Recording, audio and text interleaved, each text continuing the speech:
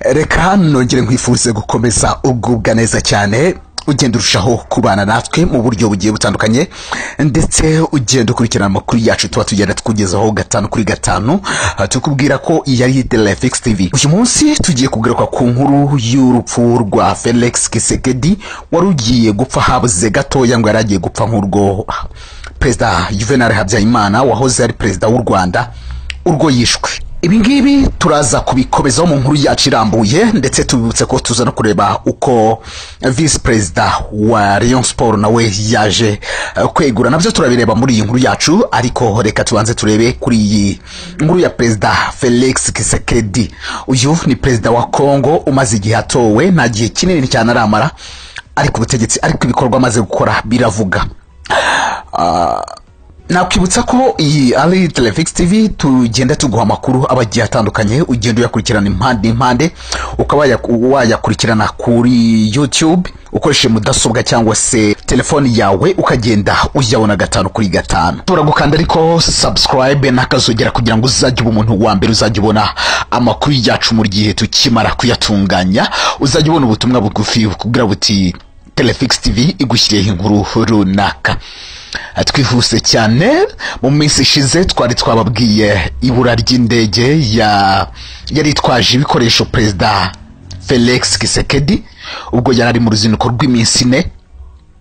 Nyuma iyo ndege ikaza kuburirwa irengero, hanyuma yaho ikaza kugaragara yaguye, ndetse umwe mu bashoferi ba Tshisekedi akaba yari yitabye Imana ndetse n'abandi 4. Iyo ndege yari itwaye ibikoresho uyu mukuru w'igihugu yari yitwaje aza mu ruzinduko niyo yakoze impanuka.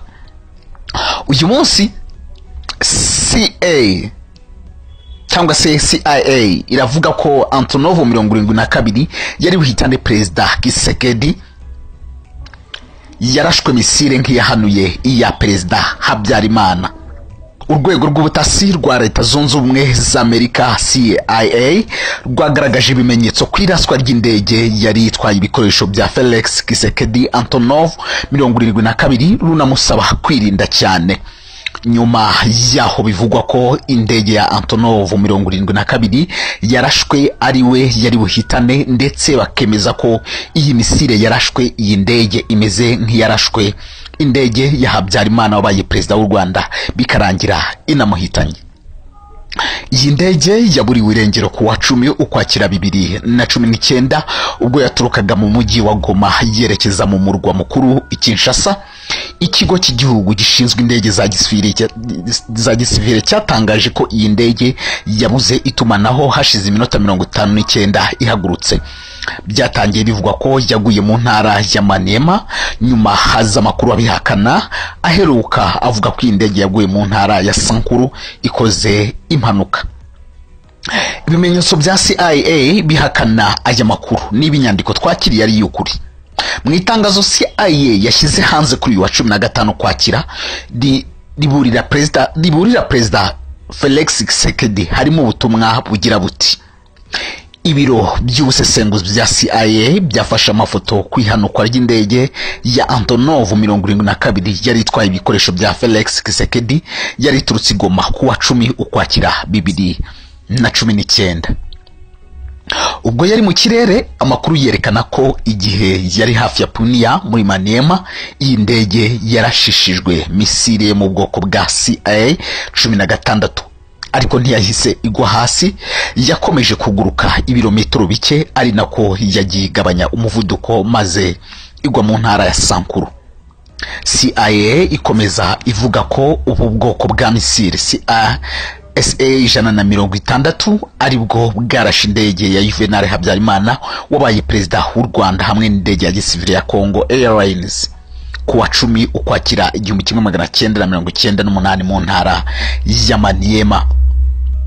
CIA ivuga ko misile eshanu SA-7, SA-14 na SA-16 umutwe wari urwanyaga ubutegetsi bwa Laurent Kabila ubifatanyijwemo na Alex Twambwe Mwamba ubu uyoboye umutwe wa Sena muri Congo Kinshasa ariwe wazibitse. Uyu mutwe warushyigikiye u Rwanda mu gihe cya Habyarimana utaravugaga rumwe n'ingoma ya Laurent Kabila. ngo misile enye muri izi zabitswe muri Maniema ari naho Tambwe avuka. CIA ivuga ko amakuru ikura ku muntu uba hafi ya Tambwe avuga ko ubwo yagiraga uruzinduko muri iyi ntara kuwa 25 Ukwakira 2019 yarazanywe no kumenya niba izi misile zigikora. CIA nanone ikomeza ivuga ko Tambwe yakoranaga bya hafi na Theoneste Twagirayesu wataziriwe Twagira cyangwa se Twalibu. Twagirayesu yari afite ipeti rya colonel mu mutwe w'ingabo wa RSD, akaba ari we uvugwaho kurasa indege ya gisivile mu 1998. Uyu nawe ngo aba mu giturage cya Mukunju mu ntara ya Maniema. Ku musozo CIA ivuga ko mu busesenguzi yakoze isanga Felix Tshisekedi ari we wari ugambiriwe kwicwa, bityo igasaba uyu mukuru w'igihugu kwirinda bikomeye. Alex Tambwe ukekwa kuba inyuma y'igitero yaba ashaka iki? Alex Tambwe yagiye muri Sena yinjiriye mu ihuriro ry'amashyaka ya politike rihagarariwe na Joseph Kabila FCC, bikaba bivugwa ko ari inshuti magara yiwe. Birashoboka ko yashaka guhirika ubutegetsi bwa Tshisekedi byamukundira agahita amusimbura. Itegeko nshinga rya Kongo Kinshasa rivuga ko haramutse habaye impamvu ituma perezida watowe atabasha kuyobora nk'urupfu, kwegura cyangwa intege nke z'umubiri, yasimburwa kuri uwo mwanya na perezida wa Sena. Aha Alex Tambwe yahita umukuru w'igihugu. FCC ya Kabila igasubirana ubutware bwose, dore ko ubu yari isigaranye na cash, yari isaranganyije na cash ya Kisi. Umuhango wo gufungura laboratoire y'ubuhinzi ya mbere muri Afrika, hari abakuru b'ibihugu bari batumiwe ngo bazitabire umuhango wo gufungura laboratoire y'ubuhinzi nini mu ntara ya Kivu y'Amajyepfo, barimo uw'u Rwanda Paul Kagame, Pierre Nkurunziza w'u Burundi na Uhuru Kenyatta wa Kenya. Hatumiwe kandi bamwe mu babayeho abakuru b'ibihugu nka Joseph Kabila wabaye wa Kongo Kinshasa, akaba ari n'umusenateri uhoraho muri iki gihugu nk'uko biteganywa n'itegeko nshinga, ndetse na Olusegun Obasanjo wabaye perezida wa Nigeria kugeza muri 2007, ari nawe witiriwe iyi laboratoire iri mu gace ka Karambo. Ikibazo kibazwa kiragira kiti: ese kutitabira kw'abatumirwa kwatewe no kwikanga umutekano muke? Impamvu nuko aba baperezida yewe na Joseph Kabila watangije umushinga wa laboratoire ubwo yari ku butegetsi batahageze. Byasabye ko Tshisekedi n'abari bitabiriye umuhango wo kuwa 8 Ukwakira bategereza Obasanjo igihe kirekire kuko yahageze akererewe. Ikitonderwa bitewe n'impamvu zitandukanye zirimo n'ikoranabuhanga, ntabwo twizeye neza iby'inyandiko ya CIA twakiriye, gusa dutegereje abo ireba ngo bayemeze cyangwa bayivugurize.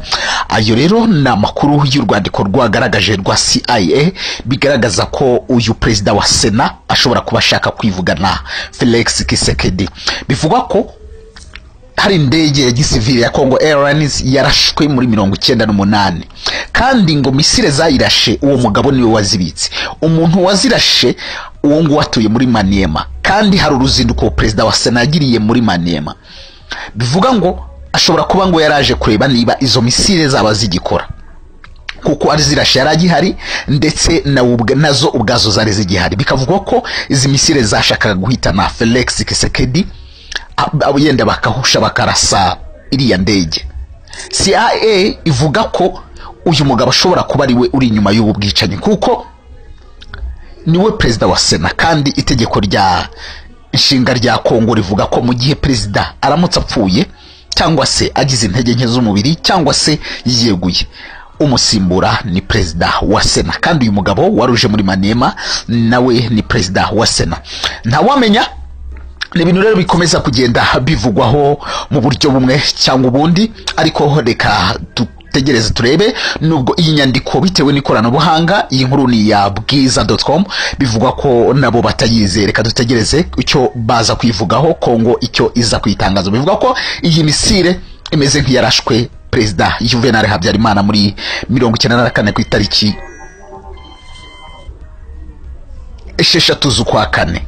Reka rero dukomeze dukurikirane tukwibutsa ko iyi Telefix ushobora kubana natwe, ushobora gukanda subscribe ndetse nakazogera ukazajya uba umuntu wa mbere gukurikirana amakuru yacu mu gihe tukimara kuyatunganya.